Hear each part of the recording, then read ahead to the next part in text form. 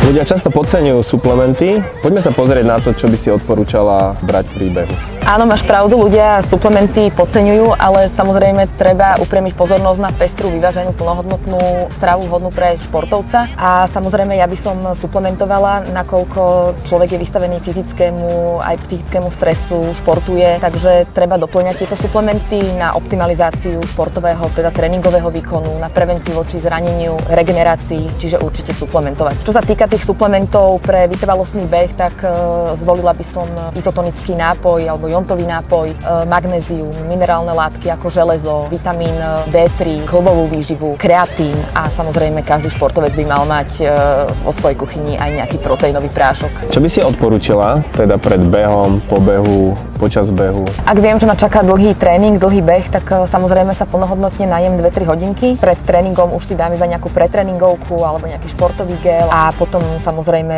na rýchle doplňanie jontov, tých elektrolitov na tú hydratáciu by som si zobral so sebou jontový nápoj. Ak viem, že ten beh je dlhý, tak počas behu suplementujem vo forme tohto jontového nápoja plus voda plus športový gel. Po dlhom behu väčšine ľudí nechutí, lebo ten beh je náročný, je dlhý, tak samozrejme na rýchlu regeneráciu do tej hodinky by som si dala aspoň nejaký proteínový prášok s vodou a neskôr sa kvalitne najedla, čiže kvalitné bielkoviny, kvalitné sacharidy, aby došlo k takému naštartovaniu tej regenerácie, k tej resyntéze glykogénových zásob, ochrane svalstva. Spomínala si kreatín, ktorý sa v poslednej dobe dosť diskutuje, či je to vhodné aj na takýto vytrvalostný šport alebo len na silový, tak ako to vidíš ty? Kreatín je jeden z najpopulárnejších doplnkov výživy. Myslím si, že je veľmi dôležitý a teda ponúka isté benefity aj pre vytrvalostného športovca. Napríklad podporuje ochranu svalovej hmoty, podporuje rýchlejšiu regeneráciu, zlepšuje funkcie mozgu, zvyšuje svalovú silu, výkon, čiže určite nebáť sa siahnuť po tomto doplnku výživy. Samozrejme závisí, v akom prípravnom období sa nachádza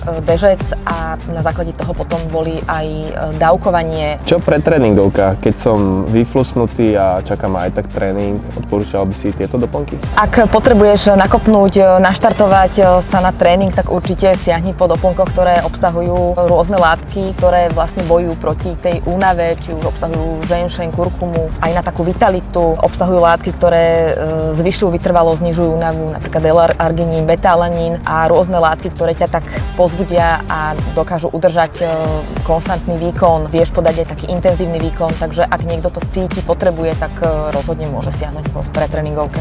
Ďakujem za všetky informácie a ja si idem teraz zarobiť proteínový drink. Spravím aj tebe? Poďme.